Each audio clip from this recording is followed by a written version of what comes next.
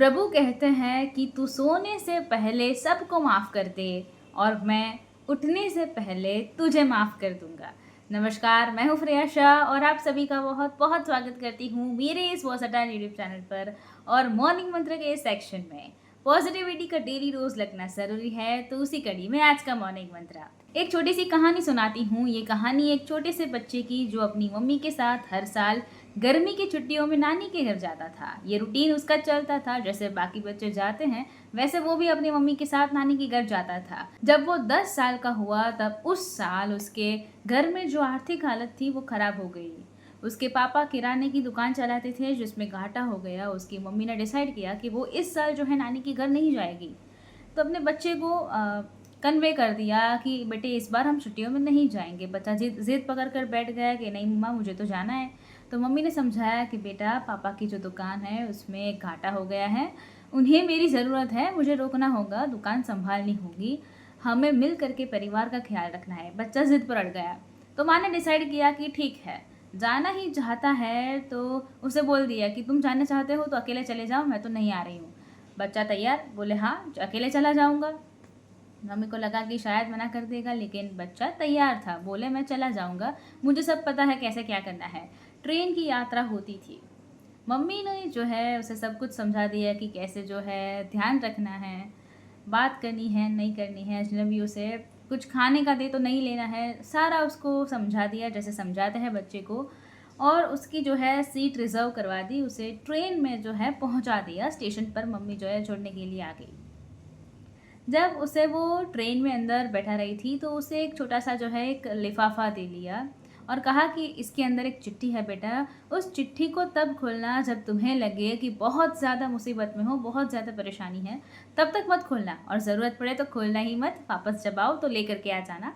और ध्यान रखना अपना, नानी को मेरा प्रणाम कहना और कहना कि इस बार मम्मी आ नहीं पाई, आपको मिस करती है। बच्चा ट्रेन में अंदर चढ़ गया, जा कर के जो है उसकी रिजर्व सीट थी, जो बर्थ थी, वहाँ जा कर के बैठ गया। थोड़ी देर बाद ट्रेन जो है स्टेशन छोड़ चुकी थी, यात्रा शुरू हो चुकी थी। बच्चे को शुरू शुरू में तो बड़ा मज़ा आ रहा था कि अकेले जा रहा हूँ, ये वो, उसको बड़ा अच्छा लगने लगा था। वो 10 साल का बच्चा था। थोड़ी देर में उसने अपने आसपास देखा तो अजनबी चेहरे दिखाई दिए, क्योंकि कभी उसने मम्मी के बिना यात्रा नहीं की थी, तो उसे बड़ा अजीब लग रहा था। 10-15 मिनट के अंदर तो उसकी हालत जो थी पतली हो गई। उसे लगा कि वो यात्रा कर नहीं पाएगा, वो पहुंच नहीं पाएगा नानी के घर। आधे घंटे की टोटल जो है जर्नी थी, लेकिन उसे ऐसा लग रहा था कि सब कुछ ख़त्म हो गया, उसका दिमाग ख़राब हो गया। मम्मी मम्मी मम्मी पापा उसको याद आने लगे, घबराहट होने लगी। अजनबियों के चेहरे देख करके वो घबरा गया। तभी उसे याद आया कि मम्मी ने वो एक लिफाफा दिया है। तो बैग में हाथ डाला और लिफाफा निकाला, उसमें एक चिट्ठी थी। उस चिट्ठी को खोला, उस चिट्ठी के अंदर लिखा था कि प्यारे बेटे घबराओ मत, मैं अभी पीछे वाले कंपार्टमेंट में बैठ गई हूँ, स्टेशन पर तुम्हें मिल जाऊंगी, चिंता मत करना, हम साथ ही यात्रा कर रहे हैं। जैसे ही उसने वो चिट्ठी पढ़ी वो रिलैक्स्ड हो गया, बहुत रिलैक्स। उसे ऐसा लगा कि सब कुछ ठीक है। उसके चेहरे पर फिर से वही किस्म का वही खुशी आ गई जो शुरुआत में थी।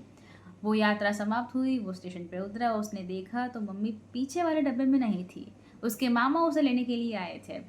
मामा से उसने कहा कि मम्मी पीछे वाले कोच में है। मामा ने कहा नहीं बेटा, वो तो बस तुम्हें साहस देने के लिए वो चिट्ठी लिखी थी, मम्मी तो वही है पापा के पास। बहुत छोटी सी कहानी है, लेकिन उस बच्चे की और मम्मी की और उस चिट्ठी की नहीं है, आपकी और हमारी है। हमें भी वो चिट्ठी दी गई है। जब हम इस धरती पर आए तो हमें चिट्ठी दी गई है जिसमें लिखा है कि तुम चिंता मत करना, मैं हर संकट में, हर मुसीबत में, हर परेशानी में तुम्हारे साथ हूँ।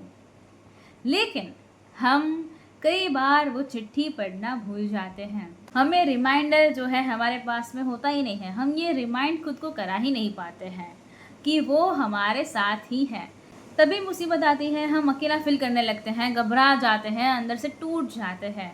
हमें बस ये याद रखना है कि पीछे वाले डब्बे में भगवान जो है हमारे साथ इसी यात्रा में हमारे साथ चल रहे हैं। छोटी सी कहानी लाइफ का सबसे इम्पोर्टेंट मैसेज देती है। आपका दिन शुभ हो, मंगलमय हो। ऐसी ही मनोकामना के साथ मैं हूँ फ्रेया शाह। मॉर्निंग मंत्र कैसा लगा कमेंट्स में ज़रूर से बताइएगा। आपकी कमेंट्स का हमें इंतज़ार रहेगा।